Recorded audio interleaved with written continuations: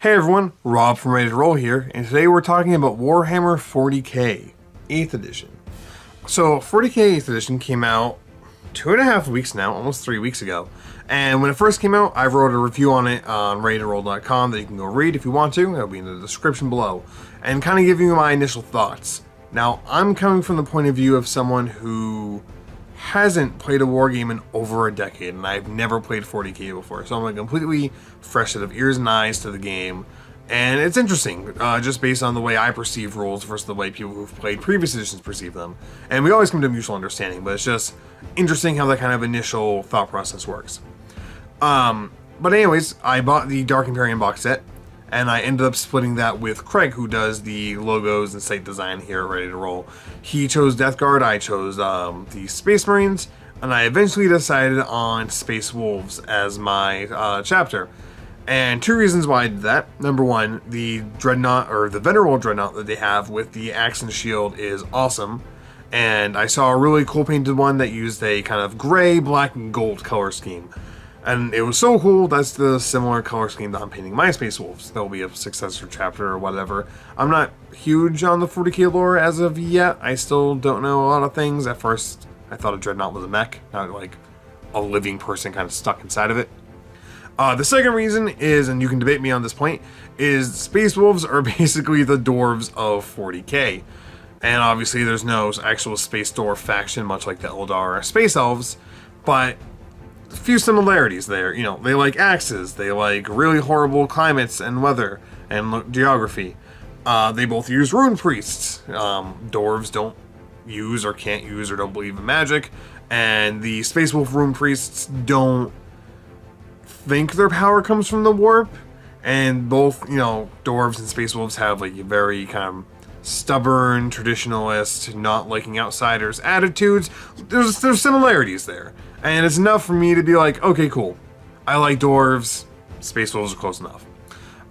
So I decided on Space Wolves, and I've since bought the Start Collecting box, the drop pod that comes with a 10-figure Space Wolf pack, or whatever they call it. Couple rhinos, and I have a Rune Priest on the way. And I'm turning one of the rhinos into a Razorback with bits I bought offline. So, I'm amassing a pretty decent sized army.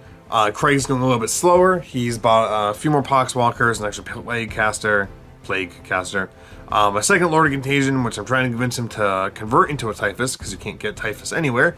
And he also bought a Defiler that he's gonna convert. It came half painted in corn colors.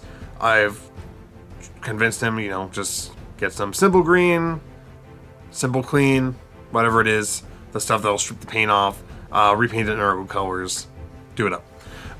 So he's going to do that. He has, with the Defiler, about a 1,500 point army. I'm a little bit closer to 2,000 points once I get my Rune Priest here.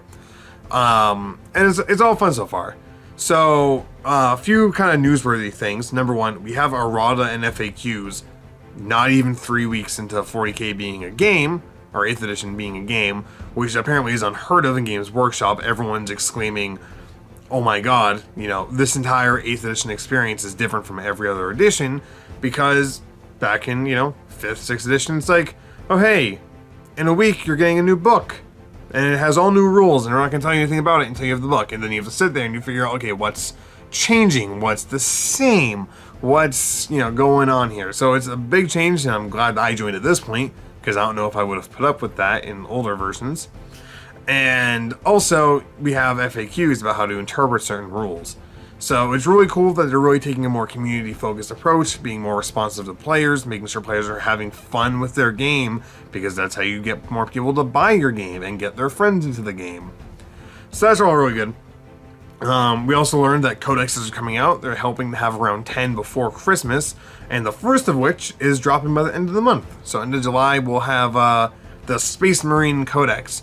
And they specifically stated in the FAQ, if you're running a sub-chapter, so Space Wolves, Blood Angels, Dark Angels, etc., that those are getting their own codexes, and you don't have to get the Space Marine Codex, you can just wait till your own codex comes out and keep using the index.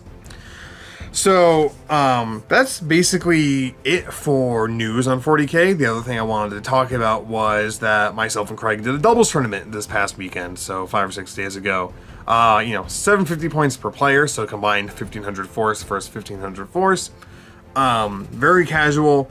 It was 3 rounds, but we had a bye round our last round, which was a little disappointing, but we ended up playing each other just for the fun of it on a spare table they had, with some really cool terrain, and that was fun at the end of the day. But our first game, we had a minor defeat. We were Death Guard and Space Wolves taking on Tyranids and Gene Stealers. Both guys kind of came from Seth Edition, maybe even prior to that. But it was pretty even up until the very end. Like I said, we didn't know that the bloat drone could retreat because it was flying and then shoot, so we got tied up by some Tyranids that it just couldn't kill in melee. So had we known that, the game would have gone differently. But still fun. Great guys that we played against. Love to play against them again, either in a doubles format or, you know, one-on-one. I'd love to see Craig's Death Guard take on the Tyranids in one-on-one and in greater numbers. Second round, not as fun. Still really nice guys, but they were kind of on a different level. You know, when you play casually, you're not usually playing at full capacity, right? If, you know, this is where you're playing when you're playing to win, you know, cutthroat tournament, you take it down a notch. But, you know, the guys weren't quite up here. They're maybe here, but I just don't think they could bring it down to the level they needed to be just because they're that familiar with the game. And, like, you're not going to use subpar tactics just because it's a casual game when there's no fun reason not to, right? Like, sometimes it's fun to do something that's, you know, not the best strategy because you're rolling more dice or it's wacky or whatever it is. There was no real room for that. But they were also nice in that after, you know, we finished deploying, they're like, okay, and they were Necrons and Death Guard. They were like, okay, so you have these guys, you know, HQ units out front. Do you want to move them? Because you probably don't know this, but this guy here on my team can do this and this. And they actually let us move after the deployment, which is really nice of them. Nice guys, just like I said, we got a major defeat from them just because they absolutely steamrolled us. I think we took out 2 non-Warlord HQs by the end of the game, and that was it. Maybe we killed a few Poxwalkers from the Death Guard. Otherwise, my Space Wolves got entirely decimated, and Craig's Death Guard got just about decimated. So not the most fun game to get crushed that hard. I have fun even when I'm losing, but it's the difference between losing and getting stomped on. And then, like I said, for the third round, we had a bye, so we got a major victory for that. That's great. We ended up playing each other. Craig had to take out 2 Poxwalkers and 2 Plague Marines to hit just under 750 points. So I think with both of those, we ended up having closer to 830 points. So I think I made like a 840 point force of Space Wolves. Space Wolves came out on top. You can see an album of those pictures on our Facebook page. If you want to go check out some cool shots I took of the thing, you can see some Hellblasters sneaking up on his Lord of Contagion around the building. But it was a lot of fun. And we met some really great people there that we didn't play against. Saw some familiar faces of people that we'd met there going, because they have a Warhammer night every Thursday. So even if we don't go and play, we go there, we talk to people, you know, build lists, see what they have available. Resist the urge to buy a Stormfang gunship, which I really want, but I'm resisting the urge for now. And a lot of fun. It's just been a lot of fun, and I'm really glad that I took the plunge and ended up buying the box set. Makes me want to also pick up another army. I would like to play Orcs or Tau or, you know, another army as well, but I think just based on the cost I've put in so far in such a short period of time, gonna let a couple months go, kind of buy some final units for my Space Wolves, and then maybe start picking up, okay, you know, a unit of, if I decide to go Eldar, a unit of like, oh, these Eldar guys look cool, maybe, or maybe, you know, buy the Eldar Star Collecting Box, or the Dark Eldar Star Collecting Box. I'd have to play against more people and kind of get a feel for the army I want. But yeah, fun time so far. The last thing I did want to do was show off a few of my minis that I have with me. Just 2 of them, just real simple, that are not painted. One's primed, one's not primed, but I have a reason for showing them to you. So I'm just going to change the zoom here manually. I'm going to become blurry. The minis will be in focus.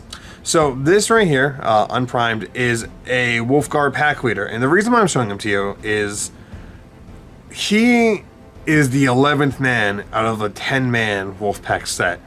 I realized in building a group of Grey Hunters that they give you everything to build an 11th person if they're a wolf guard pack leader, except for base and legs. So I went on eBay, I found someone selling 10 Space Wolf legs for like $5-6, plus, a couple dollars shipping, and for, a few dollars, I now got an extra unit out of that, and I'll get an extra unit out of my next one. I'll get an extra unit after the one after that. I modified the, I forget if this is a Frost Axe or a Power Axe, a little bit. It's supposed to be held with 2 hands. I kind of very lazily grinded off where the second hand is on there, so that way he could be holding a plasma pistol. He's going to get primed very soon, so that way I can paint him, because I want to get him painted up, but I do want to touch him up a little bit before then.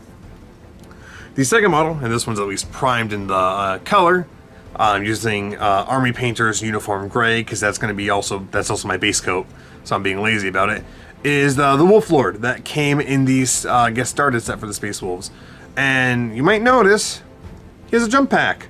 I realized that he could take a jump pack as part of his character loadout, and I decided to go on eBay, and I think I found 5 just basic jump packs for probably the same, $5 to $10. I think they were probably free shipping. So now I have some extra jump packs, threw one on him, so now I have an HQ that can zoom around the map. He has a power sword, he has a bolt gun. I threw the little wolf tail on his gun and on his sword. Make him even more Space Wolfy. But I'm really gonna look forward to painting this guy, just because I think it's cool to have a jump pack HQ zooming around. And that's it for this video. So I just wanted to kind of catch up. I want to start doing more of video content for Ready to Roll. Probably focusing mostly on wargaming, just so I can show you the minis. And yeah, hope you enjoyed following along. Hopefully you'll keep following along in our Warhammer exploits. And if I'm able to get some terrain created, I may do I believe people call them battle reports. I'm not entirely sure. I've heard Bat Rep and Battle Report thrown around. I don't know if that's just, hey, here, watch us play Warhammer. But if that's what a Battle Report is, hopefully we'll have one of those with Craig soon, pitting my Space Wolves against his Death Guard. So I hope you enjoyed, and I hope you check us out on Facebook at /ReadyToRoll, Instagram at /ReadyToRoll, Twitter at ready_to_roll, and you can also find us on Patreon. Shameless plug time. We just kind of revamped our Patreon. It's also /ReadyToRoll, no spaces or underscores, and we're trying it out. We have one person giving us $1 a month, so thank you, person. And we're doing this because we want to be able to, one, have the website pay for itself. We're not looking to get rich off this. We just want the website to pay for itself. And 2, it's a great way to encourage us to continue making stuff. So I know my Adventure Seed articles are fairly popular. They're kind of the most popular series we have, not to brag. And once we get to $15 a month, so that's 15 people throwing us $1 a month, I'm going to create a special exclusive Adventure Seed 25 article only for patrons. That will only be posted there. It won't be put up on the website. It won't be anywhere else. It'll just be on our Patreon. So if that's the kind of thing that interests you, or if you want to support us in general, head on over to our Patreon at /ReadyToRoll and throw us a buck or two. This has been Robb from Ready to Roll. Have a good one.